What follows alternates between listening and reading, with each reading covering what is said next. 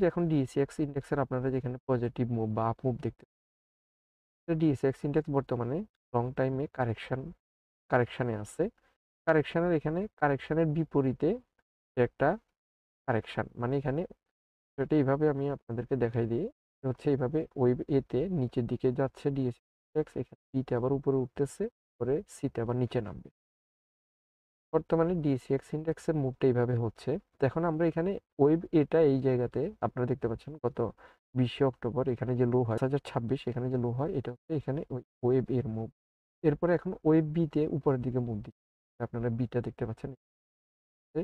এখন এই মুভটা কিরকম হবে? এই মুভটা এখানে আপনার এবিসি প্যাটার্নে হতে পারে অথবা ডাব্লিউ এক্স ওয়াই হতে পারে। তো আমি আপাতত এখানে এটাকে এইভাবে ধরতেছি, এখানে ডাব্লিউ এভাবে এক্স হবে, তারপরে ওয়াই হবে। এখন ডিএক্সএক্স ইন্ডেক্স যে ওয়েভ বি আছে, ওয়েভ বির এখানে সাব ওয়েভ ডাব্লিউ যেটা এই ডাব্লিউতে মুভ করতেছে। এই ডাব্লিউটা আবার তিনটা মুভে হবে, ঠিক আছে? সেটা হচ্ছে এ, এরপরে এখানে বি, তারপরে সি। তো আমরা এখন এখানে যে সিটা আছে এই যে সি, এই সি মুভে আছি।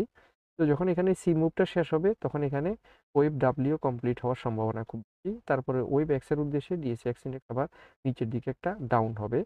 এরপরে আবার এখানে ওয়েভ ওয়াইতে ডিএসএক্স ইন্ডেক্স আগামী দিনে আরও কিছুটা উপরে উঠবে, সেক্ষেত্রে এটা 5300 বা 5400 এই ধরনের লেভেল পর্যন্ত উপরে উঠতে পারে। এখন ডিএসএক্স ইন্ডেক্সের এখানে যে মুভটা হচ্ছে আপনারা দেখতে পাচ্ছেন যে এ বি সি করে যে বি মুভটা হচ্ছে, এই বি মুভটা হচ্ছে এখানে আপনাদের যাদের হাতে বিভিন্ন কোম্পানির শেয়ার আছে এবং বিটা যখন শেষ হবে ওই সময় যদি আপনারা প্রফিটে থাকেন অবশ্যই এখান থেকে প্রফিটটা টেক করে নেবেন। পরবর্তীতে ওয়েবসিতে আবার ডিএসএক্স ইন্ডেক্স আরও একটা বড় ধরনের মুভ দিবে।